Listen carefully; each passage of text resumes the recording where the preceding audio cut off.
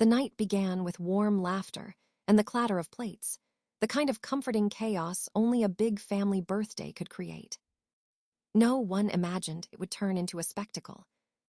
Lucas walked in proudly with his fiancée, Samantha, expecting the family to welcome her with open arms. But the moment she stepped inside the restaurant, her smile froze. Her eyes scanned the old wooden booths, the faded photos on the wall, and the steaming dishes being carried out of the kitchen. "This place looks outdated," she whispered, not quietly enough. A few heads turned. Lucas pretended not to notice, hoping she would settle down. But with every minute, Samantha's discomfort grew sharper, like she was trapped somewhere far beneath her standards. Then came the moment that would ignite everything. A server accidentally splashed water on her expensive handbag. Samantha shot up from her seat and snapped, "Do you even know how much this costs?" The room fell silent. The morning after the disastrous birthday dinner, Lucas woke up with a heaviness in his chest that felt impossible to shake. He replayed every moment from the night before, every insult Samantha threw at his family, every wince on his grandmother Margaret's face. By the time the sun fully rose, Lucas already knew what he had to do. He sat at the edge of the bed and took a long breath before reaching for his phone. The first call was to the wedding venue. "I need to cancel," he said, voice steady. They informed him about the non-refundable deposit, but he didn't hesitate. Then came the florist, the photographer, the DJ, the catering team. One by one, every plan for the wedding dissolved with a series of calm, deliberate phone calls. $8,000 gone. He stared at the final invoice and murmured to himself, better than spending a lifetime regretting the wrong choice. 2 days after the breakup, Lucas was at work reviewing project notes when he heard sharp footsteps echoing down the hallway. Before he could look up, the glass door to his office burst open. Samantha stormed inside, with her mother Linda right behind her, face tightened in disapproval. Every conversation in the office went silent at once. People peeked over cubicles, sensing drama before a word was spoken. Samantha slammed her bag onto Lucas's desk. "You think you can just throw me out like trash?" she shouted. Lucas kept his hands folded, his tone calm.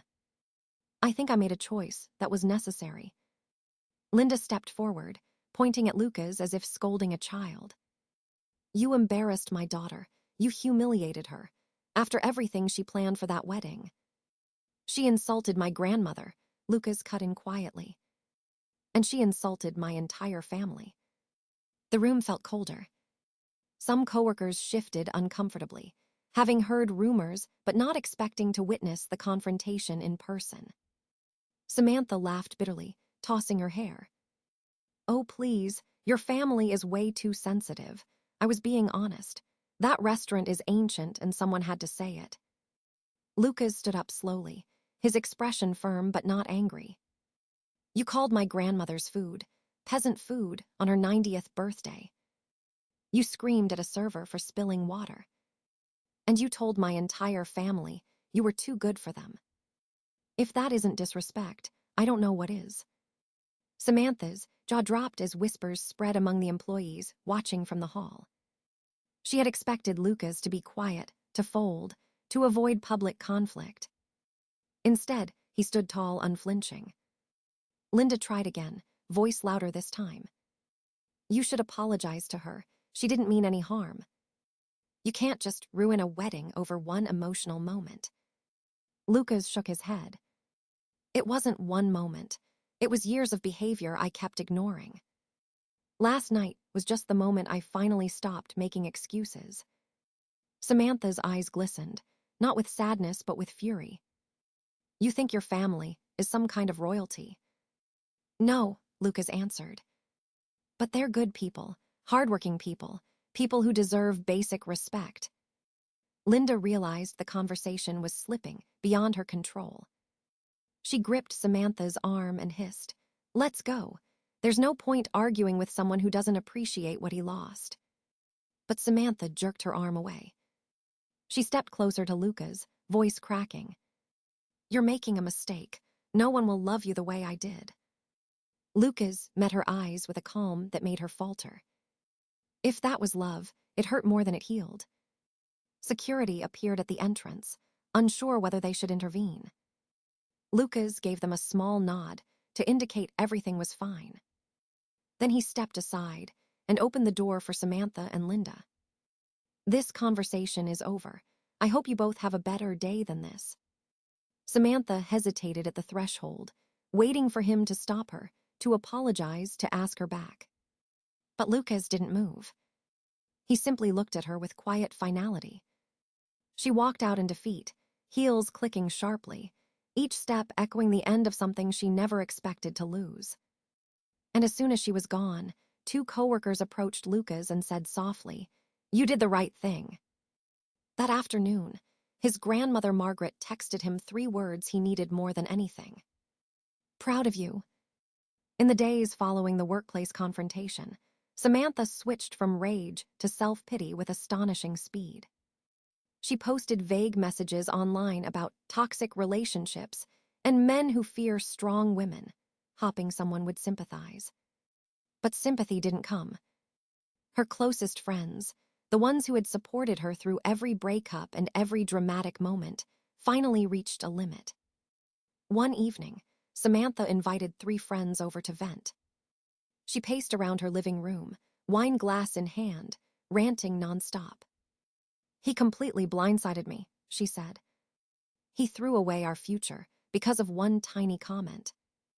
Her friend, Marissa, sighed and set her glass down. "It wasn't tiny, Sam.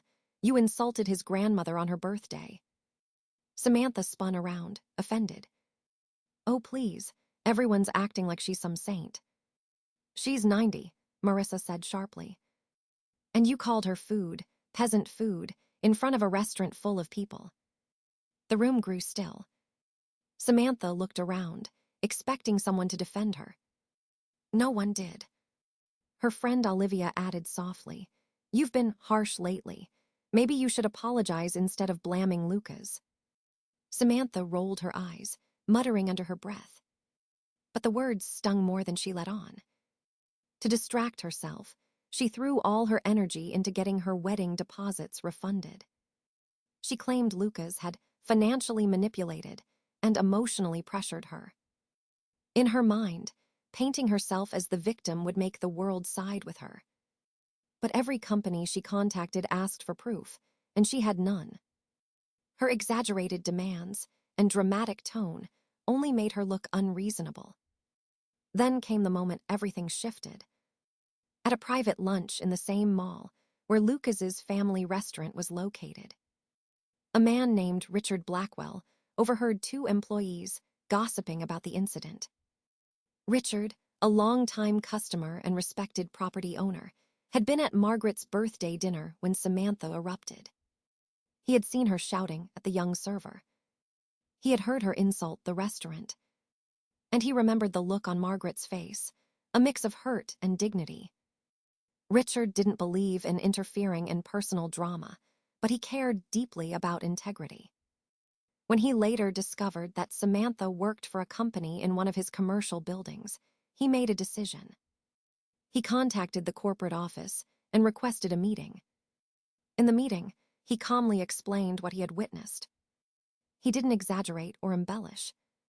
He simply said, "Someone who publicly humiliates others without remorse may pose a risk to your brand's reputation." Within a week, Samantha received an email from HR asking her to come in for a mandatory discussion. She expected a warning. Instead, she was given 2 choices: resign quietly or face a formal investigation regarding her conduct. She left the office trembling, clutching a box of her belongings, unable to process how quickly her life had unraveled. That night, she sat alone in her apartment, scrolling through her phone, searching for someone to blame. But no matter how hard she tried, every road led back to the same truth. Her downfall hadn't been Lucas. It hadn't been his family. It had been her own pride. Losing her job left Samantha shaken, but not enough to truly reflect. Instead, she rebranded her situation as a temporary setback and convinced herself she could recover by finding someone wealthier, someone who would give her the lifestyle she always believed she deserved. She downloaded every high-end dating app she could find, editing her profile to emphasize luxury, sophistication, and high standards. To her disappointment, the only men who messaged her were either pretentious or uninterested after a few exchanges. Her first date was with a tech investor named Ethan. He picked a trendy rooftop bar, and for the first hour, things seemed smooth. Then Samantha scanned the wine list and frowned. "This is their premium selection," she said loudly. Ethan blinked, surprised. "It's a good list." "Not for me," she replied. "I only drink imported bottles from private vineyards." Ethan was polite enough to finish the evening, but he didn't call again. The second man, a real estate agent named Chase, lasted 2 dates. On the third, Samantha casually suggested a weekend trip to the Bahamas, first-class flights, of course. Chase laughed, thinking she was joking, until she showed him prices on her phone. He excused himself early and never responded to her messages again. By the 5th unsuccessful date, Samantha was exhausted but stubborn. She blamed the men for being cheap instead of questioning her approach. Then she matched with Wesley. His profile was understated but refined. Old money family, Ivy League education, philanthropic background. To Samantha, he was the golden ticket she had been waiting for. Their first meeting was at an art gallery. Wesley was soft-spoken, intelligent, and charming in a quiet way. He didn't flaunt his wealth. It simply radiated from his ease, his posture, the way people greeted him. Samantha turned on her most polished version of herself, laughing elegantly, complimenting the art, pretending to be fascinated by pieces she didn't understand. Wesley seemed genuinely taken by her. For the first time in months, Samantha felt hopeful. But Wesley's mother, Evelyn, was not as easily impressed. When Wesley mentioned Samantha over dinner, Evelyn smiled politely and excused herself to look into the woman her son seemed excited about. It didn't take long. One search led to the viral posts about the birthday dinner. Another led to the HR rumors about her resignation. Within hours, Evelyn had the entire picture. The next weekend, Samantha joined Wesley's family for a small brunch. The home was elegant, quiet, filled with old photographs and subtle wealth.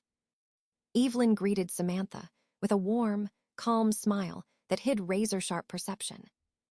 Throughout the meal, she asked gentle, pointed questions about Samantha's values, her work ethic, her past relationships. Then, over dessert, Evelyn spoke in her careful, graceful way. "Our family has a long-standing trust," she said. "It includes a moral conduct clause. It ensures that anyone associated with the family maintains integrity and respect toward others. I'm sure you understand how important that is." Samantha froze. She knew exactly what Evelyn was implying. Wesley did too.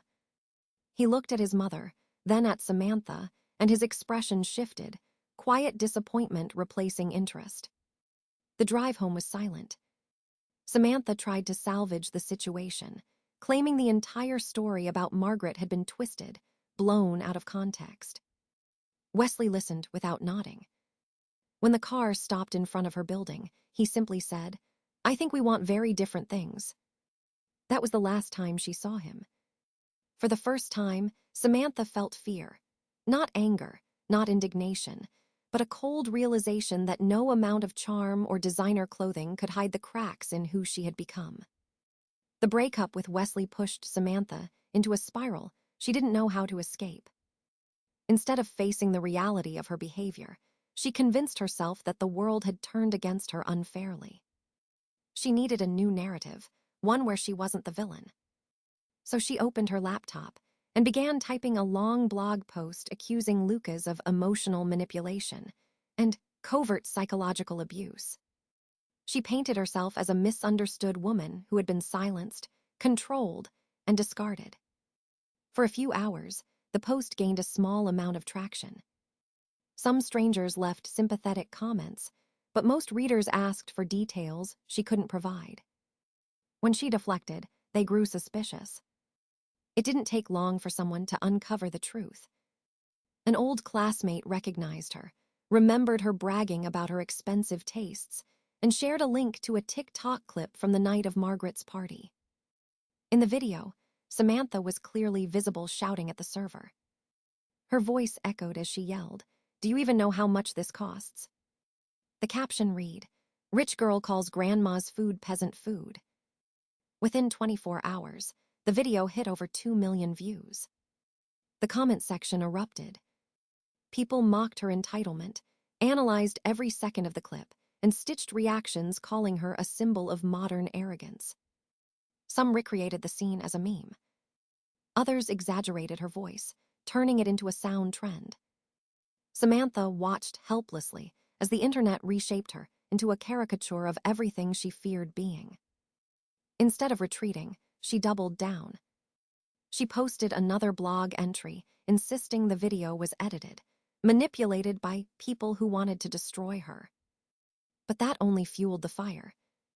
Users dug through her old social media posts, finding hints of similar behavior, complaints about lazy staff, rants about low-class service, and photos tagging overpriced restaurants with snarky captions. Finally, in desperation, Samantha uploaded a long video defending herself.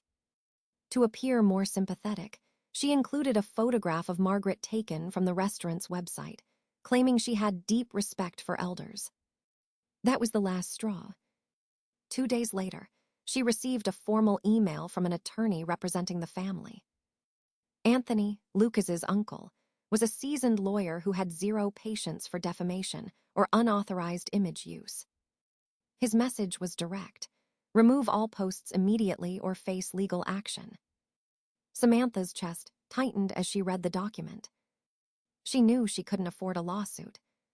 She deleted everything, every blog entry, every defensive post, every video, hoping it would make people forget. But the internet doesn't forget. Screenshots circulated. Commentary videos continued growing. Every attempt she made to explain herself only made things worse. One night, she walked into a grocery store and noticed 2 teenagers whispering and glancing at her. One raised a phone. She knew instantly. Her face had become recognizable, not for beauty, not for glamour, but for a viral moment of cruelty. She left the store with tears burning behind her eyes. For the first time since the breakup, she understood that the life she had carefully curated, the designer clothes, luxury expectations, polished social image, had shattered beyond repair. She could no longer hide behind wealth or status. She had become a punchline, a cautionary tale, and there was no one left to blame but herself. The message from Margaret came on a quiet morning when Samantha was lying in bed, scrolling through comments she wished she had never read. Her phone buzzed with an unknown number. She almost let it ring out, but something compelled her to answer. A gentle voice greeted her. "Hello, Samantha, this is Margaret." Samantha froze. Of all people, she expected anger, judgment, or even silence, but not this. Margaret continued softly, "I heard things have been difficult for you. If you want a fresh start, I have a job available." Samantha's throat tightened. "What kind of job?" "A dishwasher position," Margaret said simply. "It's honest work. If you're willing, you can start Monday." The shame burned through Samantha's chest, but desperation pressed harder. She accepted. On her first day, she arrived with trembling hands. The staff glanced at her, some with pity, some with disbelief. Just months earlier, she had belittled them. Now she was one of them, wearing an apron too big for her and rubber gloves that felt foreign and uncomfortable. Her first shift was a disaster. She dropped plates. She burned her hand with hot water. The steam fogged her glasses until she could barely see. By noon, she was crying in the supply closet, silently begging herself to keep it together. But Margaret never scolded her.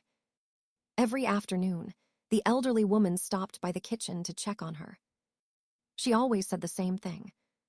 Hard work builds character, dear. You're doing just fine. By the end of the first week, Samantha's designer gloves had melted from the dish chemicals, and she replaced them with cheap ones from the dollar store. She didn't complain. She didn't glare. She just worked. By week 3, something unexpected happened. After hours of scrubbing dishes, she sat with the staff for their employee meal. She took one hesitant bite of the simple pasta Margaret had cooked. Her eyes widened. It was delicious. She ate quietly at first, but eventually whispered, "This is really good." A server smiled at her without judgment.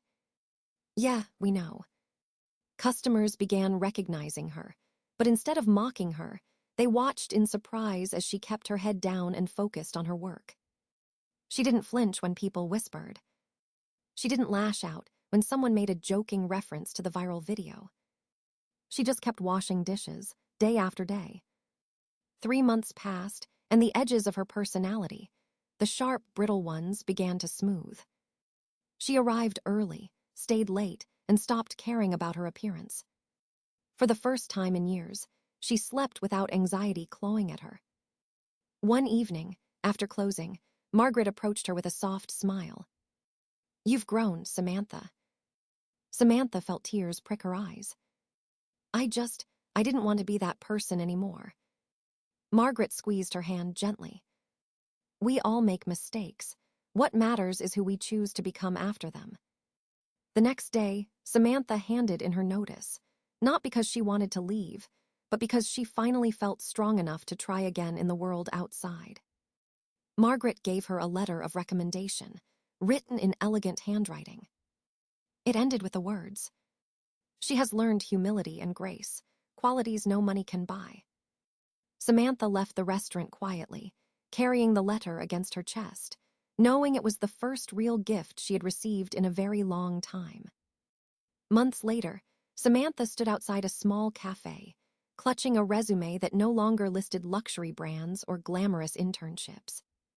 Instead, it spoke of resilience, teamwork, and humility, less impressive on paper, but infinitely more real. She took a steady breath and stepped inside. The manager, a calm woman with tired eyes, scanned her application. "You worked for Margaret." Samantha nodded.